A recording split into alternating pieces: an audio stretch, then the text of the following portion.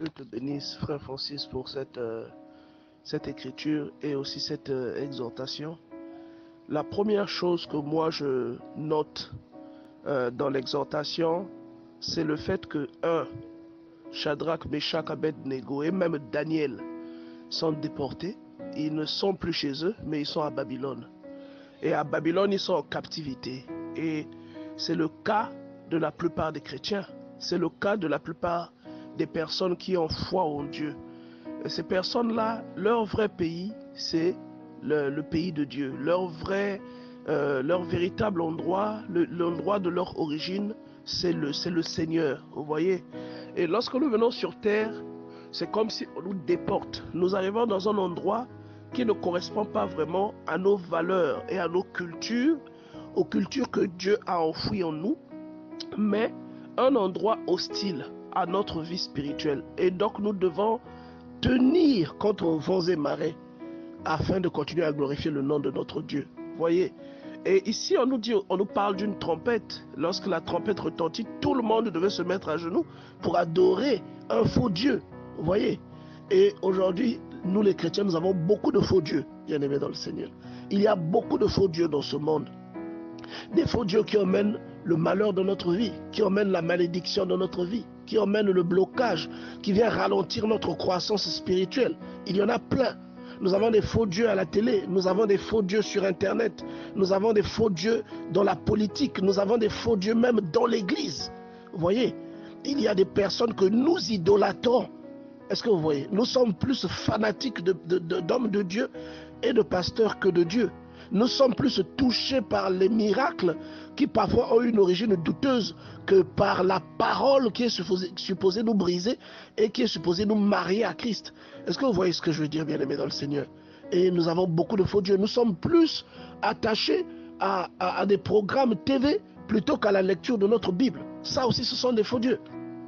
Nous sommes plus attachés à la futilité, à l'immoralité sexuelle sur Internet, plutôt qu'à la culture. Internet peut nous permettre aussi de nous cultiver, mais c'est souvent le mauvais côté. Et chaque fois que nous passons du temps à admirer ou nous passons du temps à nous mélanger à ces fausses choses, eh bien, c'est une adoration, c'est le genou que nous fléchissons devant ce faux Dieu. Et la trompette qui retentit, c'est un appel. Beaucoup de gens ont un appel qui leur font qui emmène la trahison dans leur vie.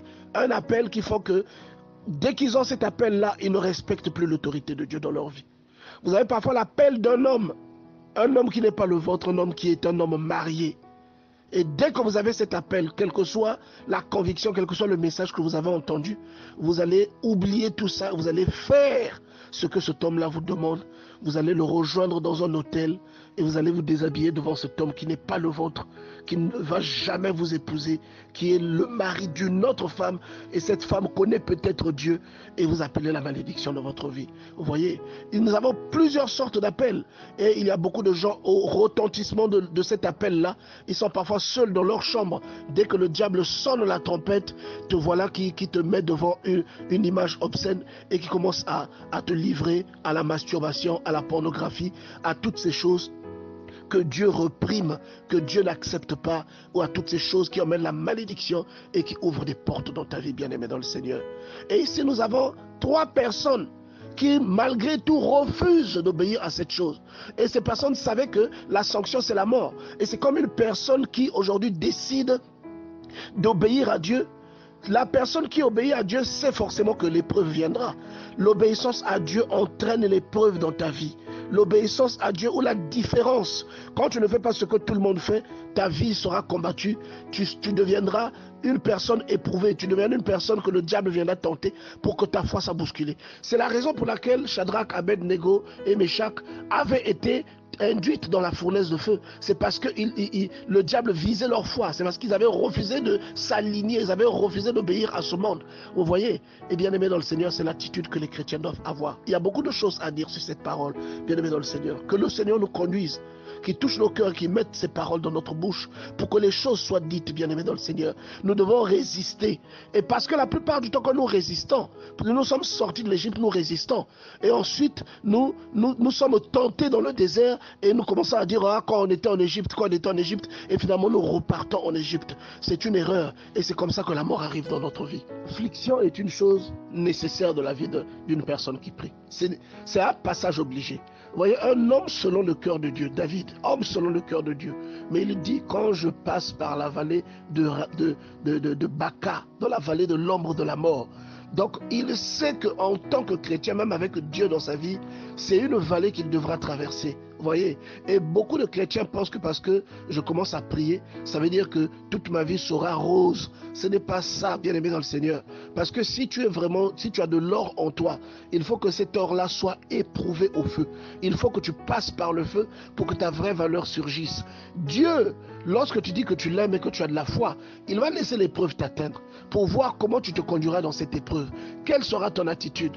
Et la Bible nous le dit dans Deutéronome chapitre 2, verset 8, si ma mémoire est bonne, que souviens-toi de tout le chemin que je t'ai fait faire dans ce grand et affreux désert où ne va aucun homme, pour voir quelles étaient la disposition de ton cœur et si tu garderais oui ou non mes commandements. Vous voyez ici ces enfants, Shadrach, Meshach et Abednego.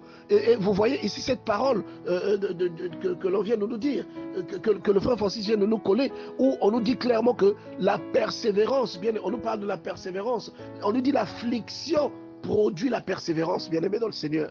Lorsque vous croyez en Dieu, il y a des afflictions forcément qui viendront dans votre vie. Et les afflictions ne viennent pas de Dieu, les afflictions viennent du diable. Et le diable, le but pour lequel il cherche à introduire ces afflictions-là dans votre vie, c'est pour combattre votre foi. C'est parce que si vous combattez, s'il combat votre foi, et si vous laissez tomber, vous vous déroutez. Si vous laissez tomber, alors le travail que vous auriez dû faire, l'impact que vous auriez dû avoir autour de vous, vous ne l'aurez plus jamais.